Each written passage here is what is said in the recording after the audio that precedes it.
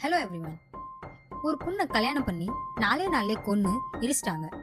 இன்னைக்கு நம்ம பார்க்க போற கேஸ் பிகாரோட ஹரா டிஸ்ட்ரிக்ட்ல நடந்த சஞ்சு குமாரியோட டெத் கேஸ். கல்யாணம் ஆன வெறும் 4 நாட்கள்லயே dowry death. Facts of the case என்னன்னு பார்க்கலாம். மே 7 சஞ்சு குமாரிக்கு கல்யாணம் நடந்தது. ஆனா மே 11 சஞ்சு குமாரி உயிரோட இல்லை. பொண்ணு வீட்டுக்காரங்க கொடுத்த டீட்டெயில்ஸ் படி தான் ஆல்மோஸ்ட் 4 lakhs கேஷ், ஒரு பைக், ஃப்ரிட்ஜ், ஜுவல்ஸ்னு டவுரி கொடுத்துருக்காங்க. ஆனா பிரச்சனை எங்க ஸ்டார்ட் ஆச்சுன்னா, ஒரு கோல்ட் செயின் கல்யாணம் அன்னைக்கு தரலன்னு மாப்பிள்ளை வீட்டுல ரொம்ப கோவப்பட்டிருக்காங்க. சஞ்சுவோட பிரதர் சீக்கிரம் அரேஞ்ச் பண்ணணும்னு சொன்னதுக்கு அப்புறமும் அந்த பொண்ணை கொடுமை பண்ணியிருக்காங்க. அந்த 4 நாளுமே சஞ்சுவை பிசிக்கலி அசால்ட் பண்ணி கொடுமை பண்ணியிருக்காங்க. அவளோட வீட்டுக்கு கூட கால் பண்ண விடல. கடைசியா அவளை அடிச்சு கொன்னு பாடியை எரிச்சிட்டாங்கன்னு போலீஸ்க்குல கம்ப்ளைண்ட் பண்ணியிருக்காங்க அவங்க ஃபேமிலி.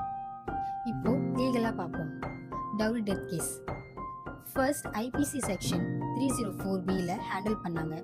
ஆனா இப்போ புது கிரிமினல் லா பாரதிய நியாய சஹிதா படி செக்ஷன் 80 வரும்.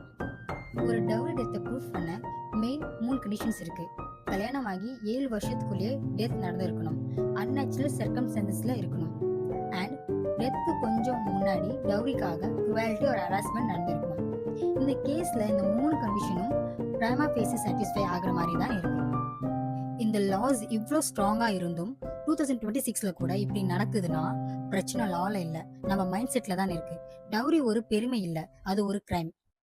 கேஸ்ல சஞ்சுவோட ஃபேமிலிக்கு ஜஸ்டிஸ் கிடைக்கணும்னு நம்ம ஹோப் பண்ணுவோம்.